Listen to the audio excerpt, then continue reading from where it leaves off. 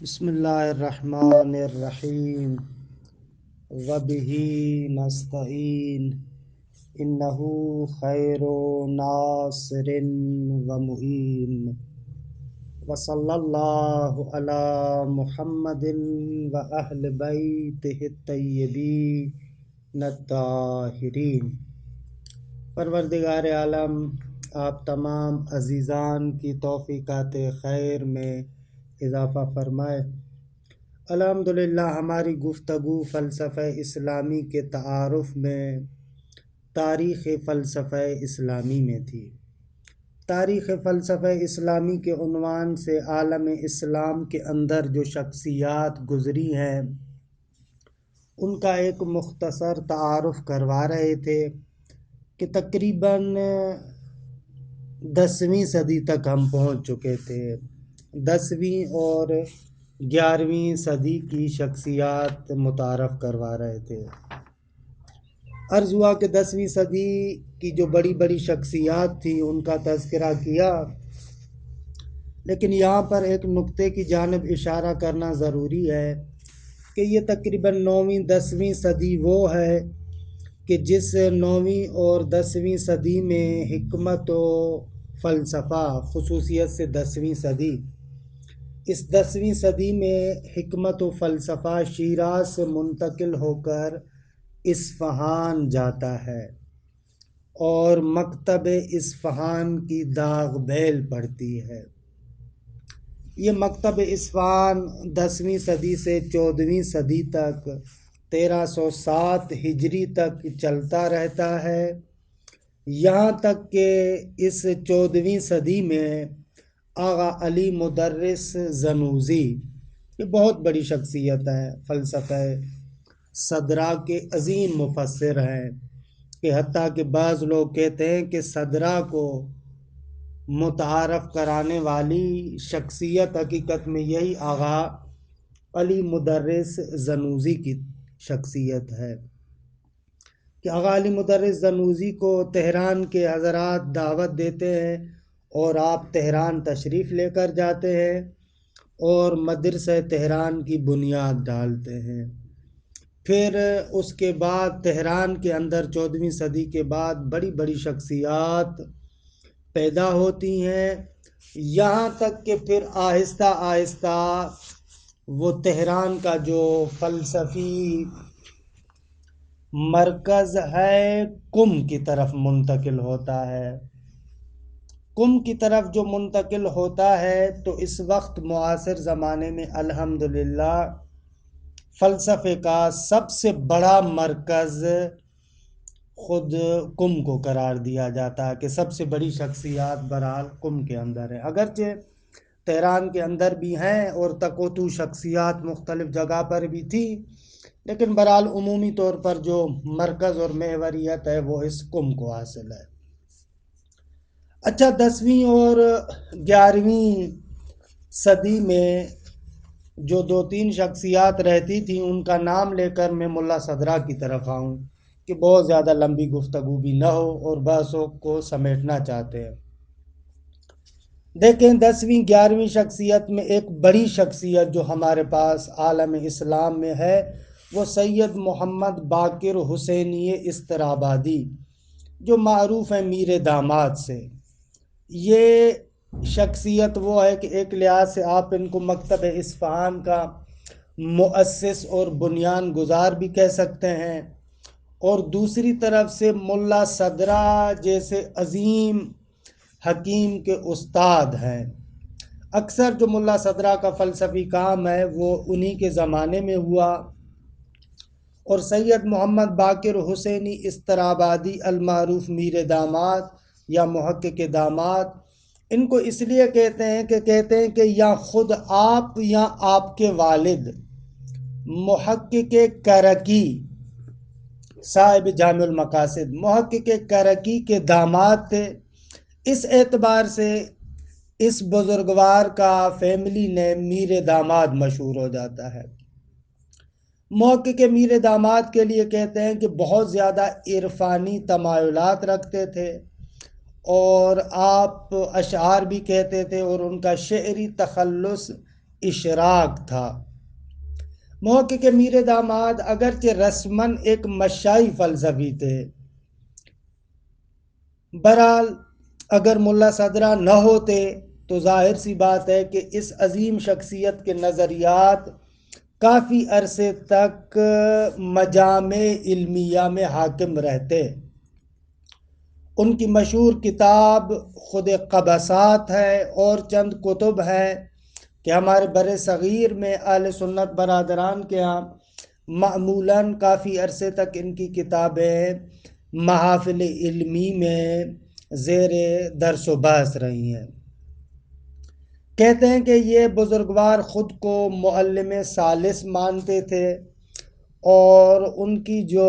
روش تألیف تھی وہ بھی نہایت سخت تھی، بخلاف ملا صدرہ کہ ملا صدرہ ہمیشہ آسان زبان میں لکھتے تھے، لیکن آغائے میر داماد بہت ہی سخت زبان میں قلم چلاتے تھے، سخت زبان میں لکھتے تھے، کہ بہرحال اس کا بھی سبب ہے اپنی جگہ پر کہ ان کی نظر یہ تھی کہ نااہل تک یہ باتیں پہنچنی نہیں چاہیے، اور اہل آدمی ہو تو پھر اس سخت زبان کو بھی سمجھ لے گا۔ محقق میر داماد مشہور فلسفی نظریات میں اصالت ماہیت کے قائل تھے، اور انہوں نے خود اپنی تحقیقات سے حدوث و قدم دہری کا نظریہ مطرح کیا، اور محقق میر داماد رسمی طریقے سے مشائیوں کی طرح عالم مثال اور عالم برزخ کے منکر تھے، کہ فلسفی طور پر عوالم کو 3 حصوں میں تقسیم کرتے ہیں، یا عالم مادہ، یا عالم مثال، یا عالم عقول۔ تو عام طور پر مشائی حضرات عالم مثال کو قبول نہیں کرتے تھے، تو آغا میر داماد بھی اسی طریقے سے۔ یہ ان کی شخصیت کا نہایت اختصار کے ساتھ خلاصہ، کہ تقریباً آپ کی وفات 1041 میں ہوئی، یعنی 11ویں صدی میں ہوئی ہے۔ ایک اور شخصیت جو اسی زمانے میں ہمیں نظر آتی ہے وہ شیخ بہائی کی شخصیت ہے۔ خوب یہاں پر میں شیخ بہائی کے بارے میں تفصیلات عرض نہیں کرتا، صرف یہ کہتا ہوں کہ ملا صدرہ جتنے بھی نقلی علوم، علم حدیث، تفسیر، فقہ وغیرہ یہ چیزیں پڑھی ہیں وہ خود شیخ بہائی کے پاس پڑھی ہیں، جبکہ میر داماد کے پاس ملا صدرہ نے علوم عقلیہ تلمذ کیے ہیں، کہ تفصیلات شیخ بہائی کے بارے میں یہاں پر عرض نہیں کرتا، اور یہ بھی ایک بڑی شخصیت تھی۔ ایک اور شخصیت جو اسی زمانے میں ہے وہ ابو القاسم حسینی موسوی استرابادی المعروف میر فندرسکی، کہ آپ مازندران، قزوین اور اصفہان میں درس پڑھاتے رہے، پھر بعد میں انہوں نے ہندوستان کا سفر کیا، پھر اصفہان پلٹ آئے اور تدریس کرتے رہے۔ یہ بھی بہت عظیم شخصیت ہے، اس کے بارے میں بھی بہت سارے قصے مشہور ہیں، بڑی بڑی کرامات معروف ہیں، کہ ہندوستان کے اندر جو ان کا وقت گزرا، جو مناظرے ہوئے، جو ان کی تبلیغات ہوئی، بہرحال وہ ایک بہت بڑا کام ہے، کہ میں صرف ان کے معروف چند شاگردوں کی طرف اشارہ کرتا ہوں، کہ آغا ابو الحسین حسینی موسوی جو معروف ہے میر فندرسکی کے، یہ ان کے مشہور شاگرد آغا حسین خمساری، محقق سبزواری، شیخ رجب علی تبریزی، یہ لوگ تھے۔ کہتے ہیں کہ آغا میر فندرسکی کا علمی طور و طریقہ وہی مشائی تھا، لیکن عملی طور پر صوفی منش زندگی گزارتے تھے اور ایک درویش صفت انسان تھے۔ حتیٰ بعض لوگ کہتے ہیں کہ ملا صدرہ کے بارے میں پتہ نہیں چلتا نا کہ عرفان میں ان کے استاد کون تھے۔ علوم نقلیہ میں تو شیخ بہائی تھے، علوم عقلیہ میں تو محقق میر داماد تھے، لیکن عرفانی علوم کس کے پاس پڑھے عام طور پر یہ پتہ نہیں چلتا کہ کس کے پاس پڑھے، لیکن بعض حضرات کا ماننا ہے کہ میر فندرسکی کے پاس انہوں نے مخفیانہ طور پر عرفان تلمذ کیا۔ اچھا، یہ وہ شخصیات ہیں کہ جن کا اختصار کے ساتھ ہم نے تعارف پیش کیا، یہاں تک کہ ملا صدرہ کا زمانہ آتا ہے، کہ ملا صدرہ کے بارے میں انشاءاللہ تھوڑی سی تفصیلات اور حکمت مطالعہ اور فلسفہ صدرائی کے بارے میں عرض کروں گا، جو نہایت ضروری ہے۔ یہاں تک جو حکماء کو عرض کیا، شیخ اشراق کے بعد جتنی شخصیات تھیں، یا اشراقی مشائی ہیں یا مشائی صرف ہیں، یہ اس طریقے سے رہا۔ لیکن ایک نقطہ ملا صدرہ کی طرف جانے سے پہلے جو میں عرض کرنا چاہوں گا، وہ نقطہ یہ ہے کہ بالاخره ہم لوگ جو اسلامی فلسفے کی تاریخ کو دیکھتے ہیں، آغاز میں جیسے فلسفہ یونانی اور اسکندریہ کا ترجمہ ہوتا ہے، تو مسلم دانشور، اسلامی دانشور، ان لوگوں کی ہمیشہ یہی آرزو رہی کہ اسلامی فلسفی نظام مرتب کیا جائے، کیونکہ درست ہے کہ وہ ترجمہ ہوا، اسلامی دانشوروں نے اس فلسفے کو تقلیدی طور پر نہیں مانا، ہمیشہ جیسے کہ میں نے تفصیلات بھی عرض کی، تحقیقات کا سلسلہ جاری رکھا، لیکن بہرحال مسلمان دانشوروں کی یہ آرزو اور خواہش تھی کہ بالکل مستقل طریقے سے اسلامی نظام مرتب کیا جائے، کیونکہ جو یونانی اور اسکندرانی نظام حکمت عالم اسلام میں آیا تھا، وہ اسلامی نظام کی تشنگی بجھانے کے لیے کافی نہیں تھا۔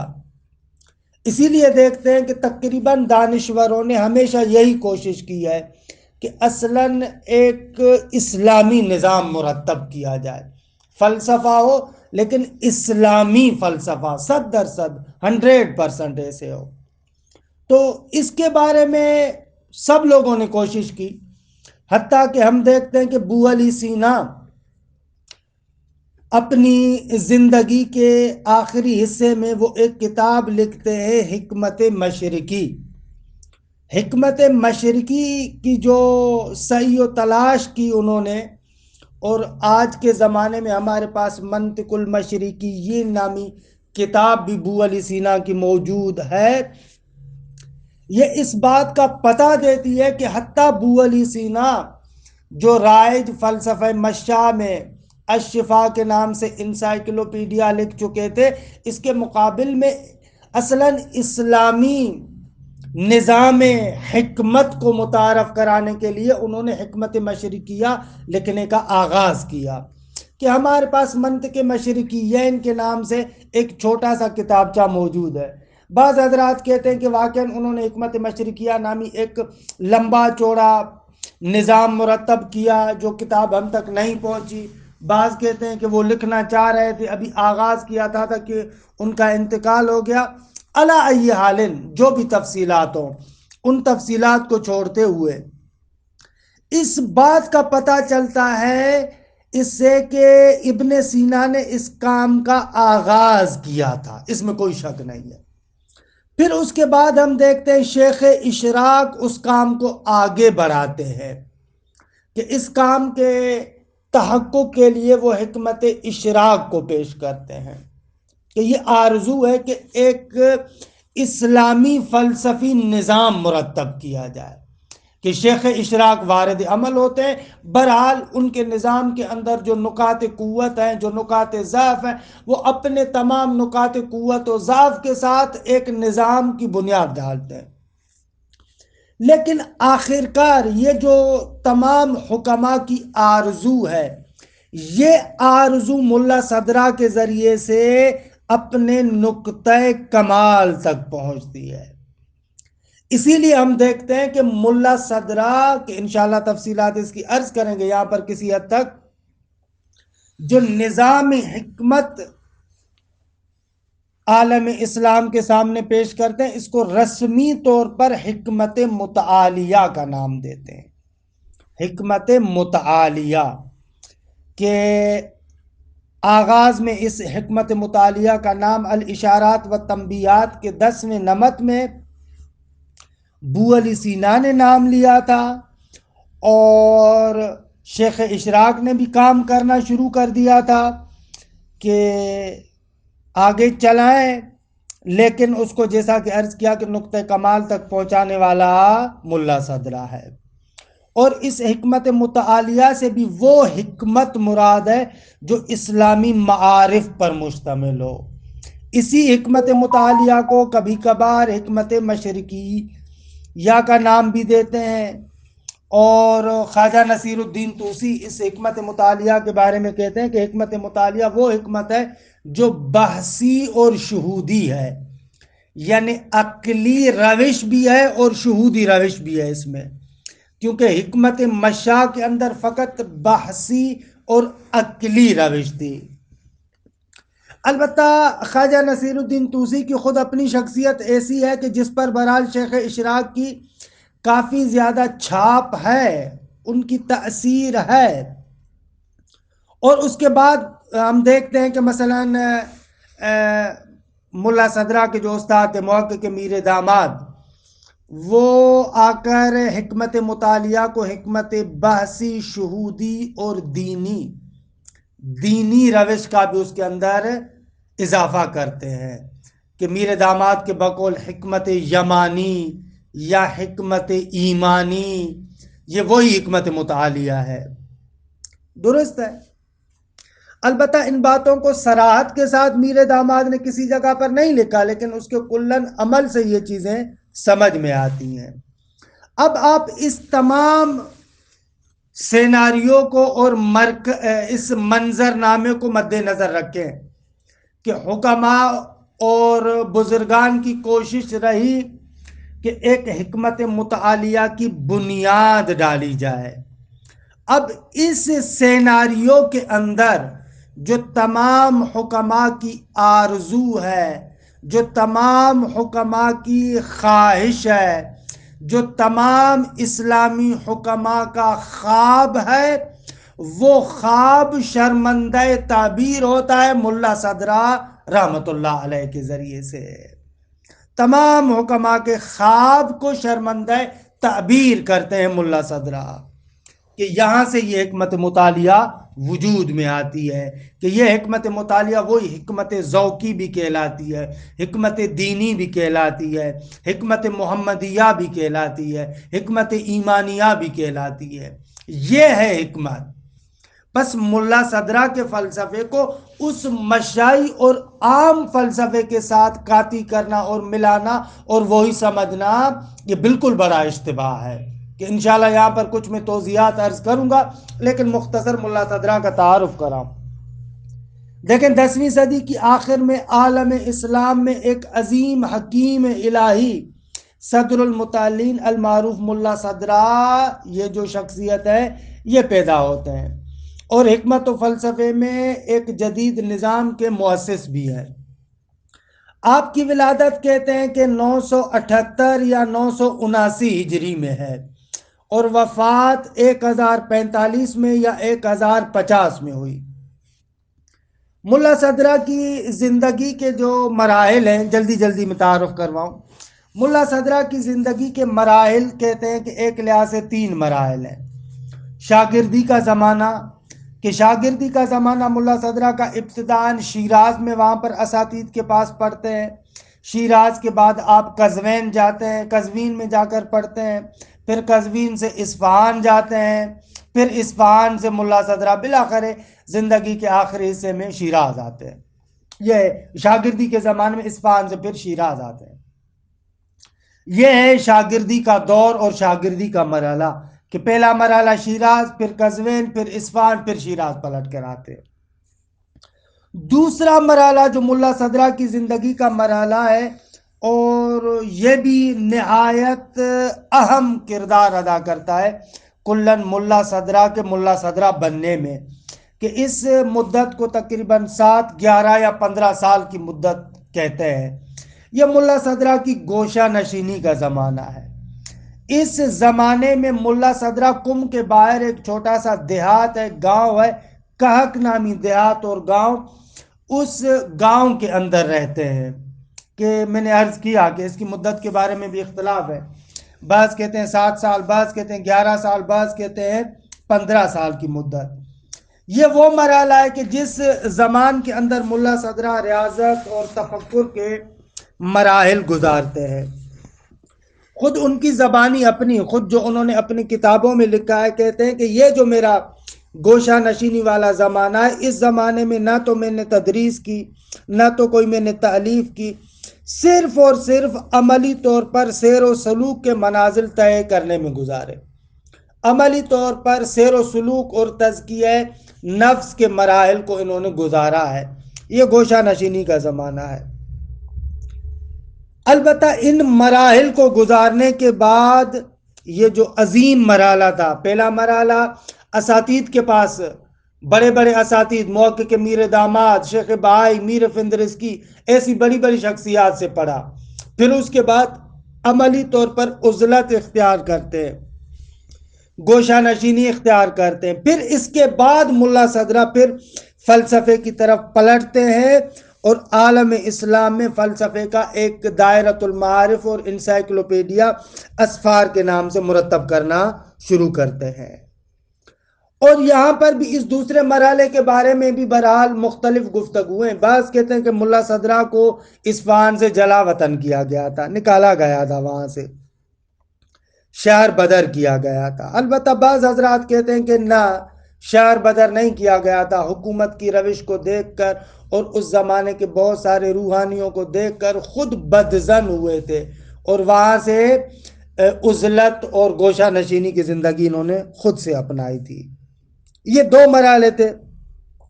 تیسرا مرحلہ جو ملا صدرہ کی زندگی کا مرحلہ ہے وہ یہ ہے کہ آپ دوبارہ شیراز کی طرف پلٹتے ہیں۔ کہتے ہیں کہ جو حاکم فارس تھا اس زمانے کا، امام قلی خان، یا بعض لوگوں کے نزدیک امام قلی خان کے جو والد تھے اللہ وردی خان، ان کی دعوت پر وہ شیراز واپس پلٹ آتے ہیں اور شیراز میں پھر درس و تدریس کا سلسلہ شروع کرتے ہیں کہ وہاں پر امام قلی خان یا علی اختلاف القول اللہ وردی خان، انہوں نے ایک مدرسہ بھی بنایا کہ جس مدرسے کے اندر یہ حکیم الہی بیٹھ کر پڑھنے اور پڑھانے کا کام کرتے ہیں۔ ملا صدرہ خود جو ان کی اپنی شخصی زندگی ہے، شخصی زندگی کے اعتبار سے کہتے ہیں کہ خود ایک امیر خاندان کا فرد تھا۔ اس کے والد بہرحال وزارت کے عہدے تک پہنچے ہوئے تھے، تو اس اعتبار سے ملا صدرہ کے پاس وسائل بہت زیادہ تھے، نتیجتاً کتابوں تک ریسرچ اور تحقیق کے اعتبار سے ملا صدرہ کو بہت زیادہ دسترسی حاصل تھی۔ تقریباً کتابیں ملا صدرہ کے پاس موجود ہیں۔ اسفار کو اگر کوئی بندہ دیکھے نا تو اسفار سے پتہ چلتا ہے کہ ہر طرح کی کتابیں ملا صدرہ کے پاس موجود ہیں، چاہے وہ حکمائے مشاں ہوں ان کی کتابیں موجود ہیں، حکمائے اشراکیوں کی کتابیں موجود ہیں، متکلمین کی کتابیں موجود ہیں۔ جو شیراز کی میراث ہے وہ میراث بھی خود ملا صدرہ کے پاس موجود ہے، جس میں سید سند ہو گئے، محقق دوانی ہو گئے، غیاث الدین منصور ہو گئے، یا مثلاً بعد والے میر سید شریف جرجانی وغیرہ اور محقق خفری وغیرہ، یہ جتنی بھی شخصیات ہیں ان کے کتب خود ملا صدرہ کے پاس موجود ہے، کیونکہ بہرحال ایک امیر خاندان کا چشم و چراغ تھا۔ ملا صدرہ خود ایک زندگی جو گزارتے ہیں، ان کی زندگی عارفانہ، درویشانہ اور صوفی منش زندگانی ہے کہ حتیٰ کہ جو مرحوم فیض کاشانی، جو اتنا بڑا نام ہے ملا محسن فیض کاشانی، وہ اپنے رسالہ شرح صدر کے اندر جو اپنا زندگی نامہ لکھتے ہیں، اس زندگی نامے کے اندر یہی بیان کرتے ہیں کہ ان کے ایک بھائی ہیں، اس بھائی کا انتقال ہو جاتا ہے، پھر روحانی طور پر شکست و ریخت اور اضطراب کا شکار ہوتے ہیں اور ایک عرفانی استاد کی تلاش میں بھٹکتے ہیں، یہاں تک کہ مختلف جگہوں سے گھومتے گھومتے ملا صدرہ کے پاس آتے ہیں اور ملا صدرہ کو بعنوان روحانی استاد اور عرفانی استاد کے اس کی خدمت میں آتے ہیں اور تلمس کرتے ہیں کہ بعد میں یہ شخصیت ملا محسن فیض کاشانی کے جو صاحب کتاب الوافی بھی ہے، کافی کی مفصل ترین شرح لکھنے والے، الوافی ان کی شرح ہے کہ بہت بڑی شخصیت ہے ملا محسن فیض کاشانی کی، ملا صدرہ کے داماد بھی بنتے ہیں اور اسی طریقے سے ملا صدرہ کے نظریات کو بھی بہرحال کسی حد تک آگے بڑھاتے ہیں۔ کہنے کا مقصد یہ ہے کہ یہ بزرگان بھی جو ملا صدرہ کے پاس آئے، ملا محسن فیض کاشانی، یہ اس عنوان سے آیا ہے کہ یہ ہمارا روحانی استاد ہے، عرفانی استاد ہے۔ تو ملا صدرہ کی زندگی کے اندر یہ والا جنبہ بھی اپنی جگہ پر قوت کا حامل ہے۔ اور آخر میں ملا صدرہ کی قبر کہاں ہے؟ کہتے ہیں کہ آپ پیادہ زیارات پر جاتے تھے، پیدل زیارات پر جاتے تھے،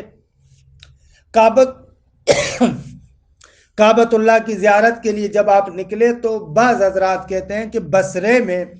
جب آپ پہنچتے ہیں تو بصرے میں ملا صدرہ کا انتقال ہو جاتا ہے۔ اب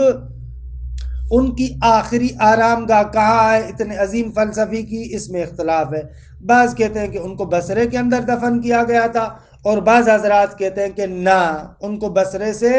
منتقل کیا گیا تھا نجف کی طرف، امیر المؤمنین کی بارگاہ میں نجف میں ان کو دفن کیا گیا تھا۔ کہ یہ ملا صدرہ کی زندگی کے مختصر حالات ہیں کہ انشاءاللہ حکمت مطالعہ اور اس کے فلسفے کے بارے میں جو اہم اور دقیق نکات ہیں ان کو ذکر کر کے ایک دو جلسوں کے اندر اس بحث کے دامن کو بالکل سمیٹتے ہیں۔ وصلی اللہ علی محمد و اہل بیتہ الطیبین الطاہرین۔